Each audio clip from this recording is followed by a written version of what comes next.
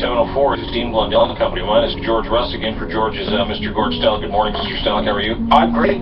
I said earlier as well, as you talk. Actually, Ryan Goins was the only guy that didn't hit yesterday, but everybody did hit. And 10 runs after 2 innings of play. And I was a day one fan guy, and a day one remembering the Toronto Blue Jays back in 1977, and of course the World Series wins. So we have to, our listeners out there, and us, get retrained to this whole mode of winning, of being on a tear, that you talk about it, everything matters, more or less. Yeah. How many August 13th or whatever day it is, you wouldn't even think about something. You just would passing, the Jays won, it doesn't really matter. They're 28 down, out now instead of 27, and how about this guy next year, really don't care, whatever. And now, the minutia, all those things, Fabro, we're talking about the pitching, the hitting, the defense, the huddles. Well, yeah, you're a day oneer, Gord. I've been here, this is coming up on 10 years, and these are the dog days of August. All the years here at the station? At the fan. Did you get a barbecue? I don't know. It's going to get a Coke? Do you get a pin? I'll take whatever I get. Do you get a watch? I don't know.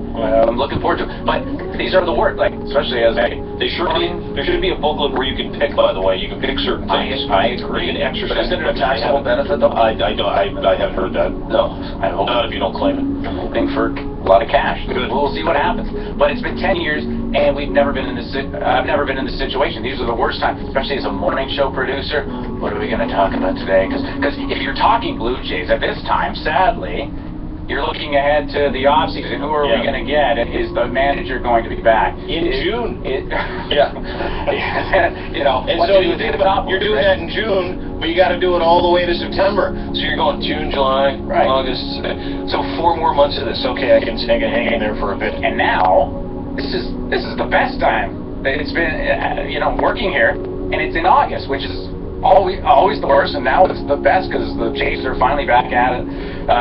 In the mix they are in first place. It's been 7,000, Sportsnet Stats put this out last night, it's been 7,983 days since Toronto was in first this late into the season. That is 7,900, did you say? Yeah, 900. So it's 8,000 days.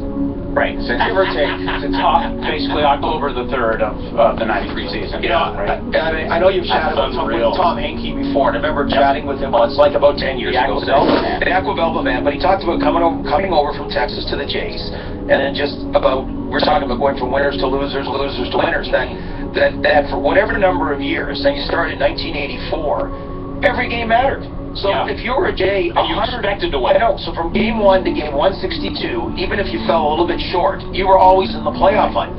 And that for a decade was coming home every night and asking, how'd the Jays do tonight? Of course, now you can check my everything and that stuff. So the best thing about baseball, when you're winning, is it has 162 games. Yeah. The worst thing is when you're not, it's 162 bloody games. Yeah. We got the positive now. Well, when you have, sorry, Ryan, and just to add on to what you're saying, just a quick PS, a postscript, if you will. When you're doing that, like I said, for 3 months, and then you go, wow, the season's over, it's like June the 15th, kids will be out of school soon, we don't have to watch any Blue Jays games. You're really playing out the string, and it's a negative thing to watch. Because, I'm that guy, too, when you watch a movie, you watch a dramatic movie, and it's real intense, sometimes I have to leave the room. I don't want to watch the rest of it because I know something bad's going to happen. It was like 4 weeks ago when the Jays are up by 4 in the 8th inning, and in comes Aaron Luke. You're like, you know what? I'm going to go make a sandwich and come back and see what happens. Or any relief pitcher. Yeah. Right. So now, you watch these games, and there's none of that feeling, right? Yeah. So there's a reinvigorated fan base. You had 45,000 people out last night. Sold out day game today, 12:30, Oakland Jays down at the Rogers Center. You can watch it on Sportsnet. Listen to it on Sportsnet 590 The Fan. It's just that general feeling that you don't have to go, okay, well, listen, it's a write-off. What else? What's next? And the old fan complaints are coming out last night. I saw it on Twitter. I'm waiting for these beer lines are so long.